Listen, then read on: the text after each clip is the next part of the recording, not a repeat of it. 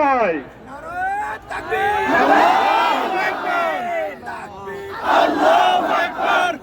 আউযু বিল্লাহি মিনাশ শাইতানির রাজিম।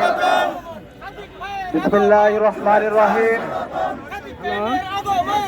জাতি গড়ার কারিগর আমাদের শ্রদ্ধেয় শিক্ষকদের ন্যায্য আন্দোলনে উপস্থিত শ্রদ্ধেয় শিক্ষকবৃন্দ, উপস্থিত সংগ্রামী ছাত্র জনতা, সাংবাদিক বন্ধুগণ, আসসালামু আলাইকুম ওয়া রাহমাতুল্লাহি ওয়া বারাকাতুহু।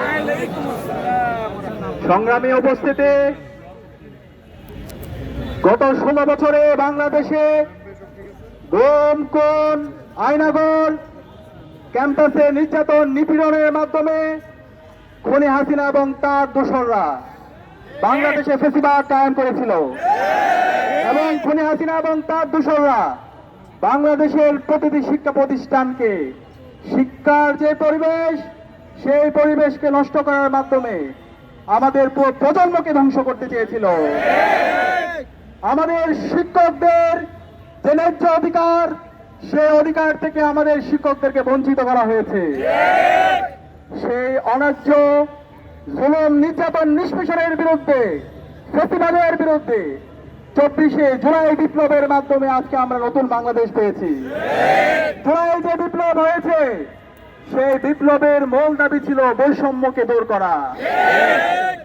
যেই জুলাই বিপ্লবে আমাদের 2000 ভাই বোন জীবন দিয়েছে, 40,000 ভাই বোন ভঙ্গ হয়েছে, গাজী হয়েছে এবং তাদের আত্মত্যাগের মাধ্যমে আজকে আমরা ফ্যাসিবাদ মুক্ত নতুন বাংলাদেশ পেয়েছি। সকল শহীদদের মূল উদ্দেশ্য ছিল একটি ইনসাফ ভিত্তিক বাংলাদেশ বিনির্মাণ করা, বৈষম্যহীন বাংলাদেশ বিনির্মাণ করা। কিন্তু আমরা আজকে 1 বছর পরেও আমাদের সেই বৈষম্যগুলো দূর হতে দেখি। যে অন্তর্বর্তীকালীন সরকার শহীদদের রক্তের উপর বসে গঠিত হয়েছে, সেই অন্তর্বর্তীকালীন সরকার জুলুম, নির্যাতন, নিষ্পেষণ, বৈষম্য দূর করার জন্য যেভাবে উদ্যোগ গ্রহণ করা দরকার, সেই উদ্যোগগুলো আমরা দেখতে পাচ্ছি না। আমরা আমাদের আজকে রক্তক্ষরণ হচ্ছে হৃদয়ের মধ্যে। আমাদের জাতি গড়ার কারিগর, আগামীর প্রজন্ম গড়ার কারিগর আমাদের শিক্ষকরা ন্যায্য অধিকারের জন্য গত 8 দিন ধরে শহীদ মিনারে অবস্থান করতে হচ্ছে। যখন এই ন্যায্য অধিকারের জন্য যখন তারা আন্দোলন করছে, ফ্যাসিবাদী কায়দায় খুনি হাসিনা এবং তার পেগো বাহিনী যেভাবে বিগত সময়ে আমাদের উপর হামলা করেছে, নির্যাতন করেছে, ঠিক একইভাবে আমরা আমাদের শ্রদ্ধেয় শিক্ষকদের উপর হামলা হতে দেখেছি। রাষ্ট্রদ্রোহের মাধ্যমে ফ্যাসিস্ট হওয়ার চেষ্টা করবেন না। শহীদ আবু সাইদ, শহীদ ওয়াসিম, শহীদ শান্ত, শহীদ আলী রায়হানের উত্তরসূরিরা ঘুমিয়ে যায়নি। শহীদ আবু সাইদ যেভাবে প্রতিবাদ প্রতিরোধ করে তুলেছিল, ইনসাফের পক্ষে কথা বলেছিল, বৈষম্যের বিপক্ষে কথা বলেছিল, আমরা শহীদ আবু সাইদ, ওয়াসিম, আলী রায়হানের উত্তরসূরিরা ঠিক একইভাবে আমরা আমাদের বৈষম্যের বিরুদ্ধে, ইনসাফের পক্ষে আমরা কথা বলে যাব ইনশাআল্লাহ। আজকে আমরা 8 দিন ধরে আন্দোলনের পরও অন্তর্বর্তীকালীন সরকারের কার্যকর কোনো উদ্যোগ দেখতে পাচ্ছি না। আজকে আমরা হতাশ হচ্ছি। অন্তর্বর্তীকালীন সরকারের যিনি প্রধান, তিনি একজন শিক্ষক। আজকে যিনি শিক্ষা উপদেষ্টা, তিনিও ঢাকা বিশ্ববিদ্যালয়ের একজন শিক্ষক। আজকে যিনি আইন উপদেষ্টা, তিনিও একজন শিক্ষক। আজকে যিনি জ্বালানি উপদেষ্টা, তিনিও একজন শিক্ষক। অন্তর্বর্তীকালীন সরকারে আমরা যাদেরকে দেখতে পাই তারা সবাই শিক্ষক। শিক্ষক হয়ে আপনারা আমাদের শিক্ষকদের বঞ্চনা, তাদের ন্যায্য অধিকার কথা অনুভব করতে পারছেন না। আপনারা যদি এটা করতে না পারেন, আপনাদের এখানে থাকার দরকার নাই। পাঠাই নাই। শিক্ষার্থীদের এবং আমাদের শিক্ষকদের ন্যায্য যে দাবি আছে, সেই দাবি বাস্তবায়ন করার জন্য আপনাদেরকে পাঠিয়েছি। জুলাইয়ের শহীদদের যে আকাঙ্ক্ষা, তাদের যে প্রত্যাশা, সেই প্রত্যাশা বাস্তবায়ন করার জন্য আপনাদেরকে পাঠিয়েছি। আপনারা যদি মনে করেন এখানে ভোগ বিলাস করতে এসেছেন, তাহলে আপনারা ভুল করছেন। আপনারা যদি এই পথে পথ বাড়ান, আমাদের শিক্ষকদের ন্যায্য দাবি মেনে না নেন, তাহলে বাংলাদেশে ফ্যাসিবাদ, খুনি হাসিনা এবং তার দোসরদের যে পরিণত হয়েছিল, তার চাইতে খারাপ পরিণতি আপনাদের হবে। বলতে চাই, আপনারা হতাশ হবেন না, আপনারা হীনমন্য হবেন না। আপনাদের সাথে সারা দেশের ছাত্র সমাজ আপনাদের সাথে একত্রতা পোষণ করছে।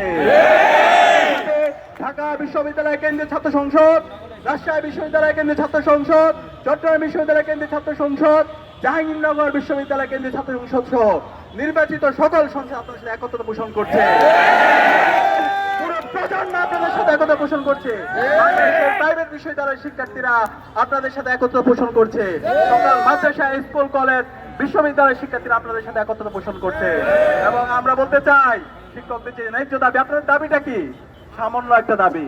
সে দাবি হচ্ছে আমাদের শিক্ষকদের যে বেতন, সেই বেতনের 20% তাদেরকে আবাসন ভাতা দিতে হবে। আরে ভাই, আপনাদের তো 40% আপনাদের দায়িত্ব। 40% দেওয়া, এটা হচ্ছে আপনাদের রাষ্ট্রের দায়িত্ব।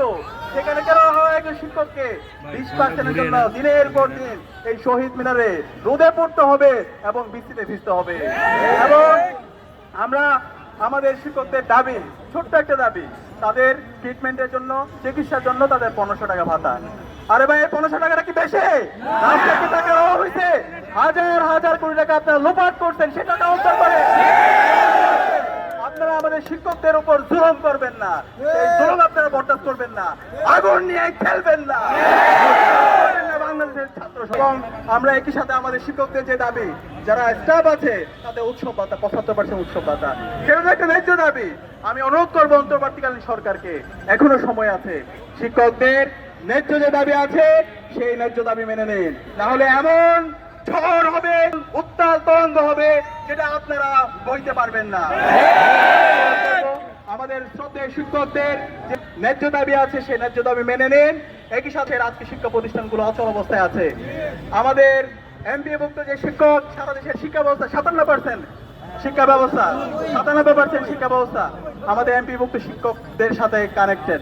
আমরা অনুরোধ করব, অতি দ্রুত সময়ের মধ্যে সরকারের উচ্চপদস্থ যারা আছেন, প্রধান উপদেষ্টা থেকে শুরু করে উপদেষ্টা যারা আছেন, তারা যারা নেতৃত্ব দিচ্ছেন, সবার সকল অংশীজনদের সাথে বসে দ্রুত সময়ের মধ্যে কার্যকর উদ্যোগ গ্রহণ করেন এবং আমাদের শিক্ষকদের ন্যায্য আন্দোলন আপনারা মেনে নেন। এবং আমরা কথা দিচ্ছি, ঢাকা বিশ্ববিদ্যালয় কেন্দ্রীয় ছাত্র সংসদের পক্ষ থেকে আপনাদের সেই ন্যায্য দাবির সাথে আমরা একত্রতা পোষণ করছি এবং আপনাদের সাথে আমরা আছি।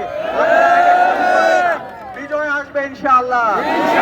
আবু সাহেব যেভাবে জীবন দিয়ে পুরো জাতিকে নতুন ভাবে পুনর্জীবিত করেছিল, আমরা কথা দিচ্ছি, আমরা প্রত্যেকে আবু সাহেবের উত্তরসূরি হিসাবে আমরা আপনাদের সাথে আছি। বিজয় আসবে ইনশাআল্লাহ।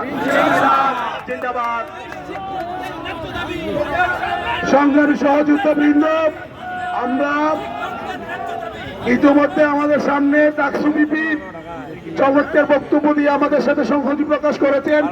আমাদের আগামীকালকে কিছু কর্মসূচি রয়েছে।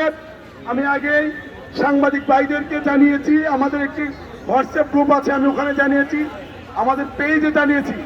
আমরা আমাদের আগামী দিনের কর্মসূচিটা ঘোষণা করব। এর আগে আমি আপনাদেরকে একটু বলতে চাই যে আজকে